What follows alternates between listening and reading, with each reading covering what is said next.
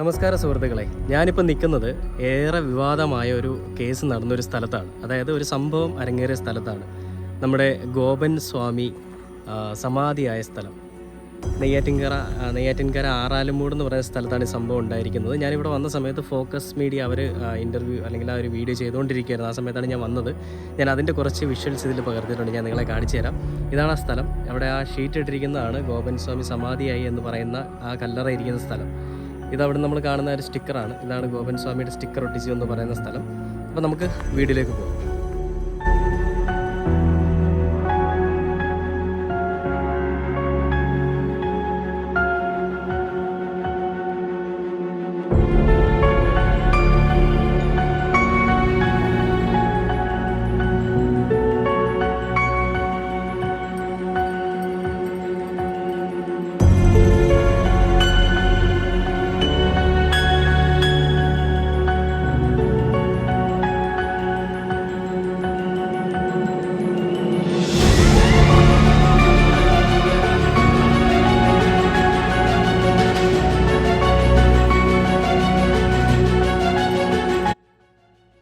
സ്ലാബുകൾ പോലെ കാണുന്ന ശിലാഫലകങ്ങൾ അങ്ങനെയാണെന്ന് പറയാം.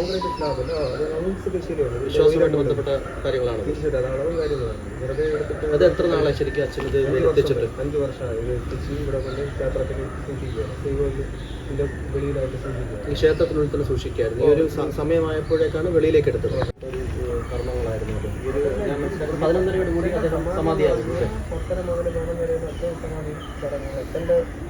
ആരംഭിച്ചു. ബാക്കിയുള്ളതൊക്കെ നമ്മുടെ ചടങ്ങുകൾ. ബാക്കി ചെയ്യേണ്ട ഒരുപാട് കാര്യങ്ങൾ അത് നമ്മളാണ് ചെയ്യുന്നത്. അത് എൻ്റെ പൂജാകർമ്മം കൊണ്ട് സമാധിയുടെ ചടങ്ങുകൾ കാര്യങ്ങളൊക്കെ പിന്നെ നമ്മളാണ്.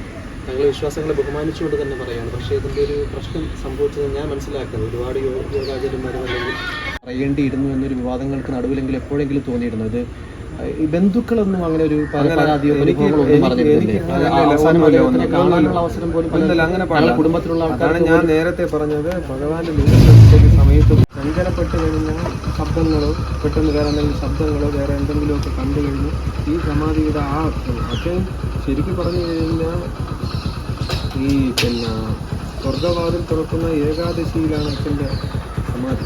ആ സമയം അദ്ദേഹം മുൻകൂട്ടി കണ്ടതായിരിക്കും. അച്ഛൻ മുൻകൂട്ടി കണ്ടാണ്. അപ്പം ഞാൻ തന്നെ ഇതിനെല്ലാം കൊണ്ടുവന്ന് പഞ്ചാംഗത്തിൽ ചെന്ന് നോക്കിയപ്പോൾ അന്നത്തെ ദിവസം എന്ന് പറഞ്ഞാൽ സ്വർഗവാതിൽ ഏകാദശി. ഇത് കഴിഞ്ഞ് നമുക്ക് കുറിച്ചിടണം അച്ഛൻ്റെ സമാധി ആകുന്ന ടൈം, ആ ദിവസം, ആ യാമം, ആ എല്ലാ ദശമിയും എല്ലാം കൃത്യമായിട്ട് നമുക്ക് കുറിച്ചിടണം. നമുക്ക് വാർഷികം നടത്താനുള്ളതാണ്, പൂജ നടത്താനുള്ളതാണ്. പഞ്ചാംഗം നമ്മൾ നോക്കിയപ്പോൾ അച്ഛൻ സ്വർഗവാതിൽ തുറക്കുന്ന ഏകാദശി ദിവസമാണ് അച്ഛൻ്റെ ഈ സമാധി കൃത്യമായിട്ട് നടന്നു. ശരിക്കും ആ രീതിയിൽ വലിയൊരു എന്താ പറയാ സന്തോഷം പറയാൻ ഒരിക്കലും സാധിക്കില്ല. പക്ഷെ ഒരു സന്തോഷം തന്നെയാണ് എനിക്ക്. മീൻസ് ആ രീതിയിലുള്ള സന്തോഷം. അതായത് നല്ലൊരു സമയത്താണ് അദ്ദേഹം സമാധി വരിച്ചത്. അപ്പൊ നേരത്തെ കണ്ടിരിക്കുന്നു ഈ സമയം. അച്ഛൻ ഈ സ്വർഗവാലി ഏകാദശി എന്ന് പറയുന്ന അച്ഛൻ നേരത്തെ ഞാൻ കണ്ടിരിക്കുന്നു. നമ്മൾ പോലും ആ സമയത്ത് ചിന്തിച്ചില്ല ഇന്നത്തെ ദിവസം സ്വർഗവാതിൽ ഏകാദശിയാണ് നമ്മൾ. ഞാൻ വീണ്ടും ആ ചോദ്യത്തിലേക്ക് വരികയാണ്. അതായത് താങ്കൾ ഈ കാണുന്നതായിരിക്കും ഒരുപാട് ബന്ധുക്കളും സ്വാഭാവികമായിട്ട് എല്ലാവരും കുടുംബമുള്ളവരൊക്കെ ഒരുപാട് ബന്ധുക്കളും കാണും. ആ രീതിയിൽ ആരും പരിഭവം പറഞ്ഞില്ല. അതായത് അച്ഛൻ ഈ സമാധിയായി, അതായത് നമ്മൾ നാടാർ ഹിന്ദുവാണ്, നാടാർ ക്രിസ്ത്യാനിയാണ് ഏറ്റവും കൂടുതൽ നമുക്ക്. ഞാൻ ചോദിച്ചത് അതിന്റെ ഒരു മറ്റൊരു വശം ചോദിച്ചാണ്. ആരിപ്പോ അച്ഛൻ അവസാനമായിട്ട് കാണാൻ പോലും അവസരം പല നിങ്ങളുടെ പോലും ബന്ധുക്കൾക്ക് ഉണ്ടായി കാണില്ലല്ലോ. ഇല്ല, കൊടുക്കില്ല, അങ്ങനെ പറ്റത്തില്ല. ആ രീതിയിൽ കുടുംബാംഗങ്ങൾ ആരും പോലും തന്നെ അച്ഛന്റെ ക്ഷേമം അന്വേഷിച്ച് അച്ഛന്റെ ബന്ധുക്കള്, അമ്മയുടെ ബന്ധുക്കള്, നമ്മുടെ എല്ലാ ബന്ധുക്കളൊക്കെ അച്ഛൻ്റെ ക്ഷേമം അന്വേഷിച്ച് ഇവിടെ വന്നിട്ടുണ്ട്. അങ്ങനെ അച്ഛനെ കണ്ട് കുറച്ച് ദിവസം മുമ്പൊക്കെ വന്നിട്ടുണ്ട്. അപ്പോൾ അവർ ക്ഷേമം. അപ്പം നമുക്ക് ഈ ചടങ്ങ് സമാധിയാകുന്ന സമയത്ത് അങ്ങനെ ഇതിൽ അങ്ങനെ ഇപ്പോൾ സ്ത്രീകൾ തൊടാനോ, എൻ്റെ അമ്മ പോലും തൊടാൻ പറ്റില്ല. എൻ്റെ അമ്മയ്ക്ക് വൈഫിനോ അങ്ങനെയൊന്നും തൊടാൻ പാടില്ല പൂജയുടെ സമയത്ത്. പിന്നെ ആ സമയത്ത് അങ്ങനെയൊന്നും ഇത് പവിത്രമായിട്ടുള്ള ദേവശരീരമായി മാറിയാണ്. അതായത് വിഗ്രഹം പോലെ, വിഗ്രഹത്തിൽ നമ്മൾ പോറ്റിമാർക്ക് മാത്രമേ തൊടാൻ പാടുള്ളൂ. അതായത് ആ താന്ത്രിക വിധി പ്രകാരം ആചാരാനുഷ്ഠാനങ്ങളും പൂജാവിധികളും പഠിച്ചിട്ടുള്ള അത്രയ്ക്ക് മത്സ്യമാംസാദികളെ കൂട്ടാത്ത ഒരാൾക്കുമാണ് ശുദ്ധിയോടുകൂടി, ശരീരശുദ്ധിയോടുകൂടി മാത്രമേ ആ വിഗ്രഹത്തിൽ. അപ്പം പ്രത്യേകിച്ച് ഒരു ഡോക്ടർമാർക്കും അല്ലെങ്കിൽ പുറത്തുനിന്ന് ടെസ്റ്റ് ചെയ്യാൻ വേണ്ടി ഡോക്ടർമാർക്ക് ആ ശരീരത്തിനെ അശുദ്ധിയാക്കാൻ പാടില്ല. അത്രയ്ക്ക് ഈ ഈശ്വരനുമായിട്ട് കണക്ടിവിറ്റി ആയിട്ടുള്ള സംഭവമാണ്. അതായത് ശരിക്കും അത് പിന്നെ ഈശ്വരനായി മാറിയതാണ്, യോഗീശ്വരനായി മാറുകയാണ് ഈ സമാധി എന്ന് ശരിക്കും സമാധി എന്നൊരു വാക്ക് കൊണ്ട് ശരിക്കും ഉദ്ദേശിക്കുന്നത് എന്താണ്? അത് ഒരു അറിവിലേക്ക് ചോദിക്കുന്നത്, അതായത് പ്രാണൻ പോയി എന്നുള്ളത് നിങ്ങൾ അംഗീകരിക്കുന്നുണ്ട്? അതാണ് അതിന്റെ ഒരു ക്രമം എങ്ങനെയാണ്? പ്രാണൻ എന്ന് പറഞ്ഞാൽ ഞാൻ പറഞ്ഞില്ലേ നേരത്തെ, അതായത് സമാധി എന്ന് പറയുന്നത് ഈ പറഞ്ഞ തൻ്റെ ഈ ശരീരത്തിൽ നിന്നും പ്രാണൻ വിട്ടു പോകുന്നതല്ല. ഈ അമൃതകല എന്ന് പറയുന്ന സഹസ്രദള പത്മം, അതായത് ഈശ്വരൻ 1000 താമരയിലെ കൊണ്ട് അത് സൂര്യ തേജസ്സോട് കൂടിയിരിക്കുന്ന നമുക്കൊരു താമരയുണ്ട്. ആ പത്മത്തിലേക്ക് ഈശ്വരനാണ് കുടികൊള്ളുന്നത്. ആ ഈശ്വരനിലേക്ക് തന്റെ ജീവനെ ലയിപ്പിക്കുകയാണ് ചെയ്യുന്നത്. അച്ഛന്റെ പ്രാണൻ ഈശ്വരനിലേക്ക് ലയിച്ചു എന്നുള്ളതാണ് സങ്കല്പം, അല്ലെങ്കിൽ ആ ഒരു വിശ്വാസം. സങ്കല്പമല്ല, അത് കറക്റ്റ് വിശ്വാസം.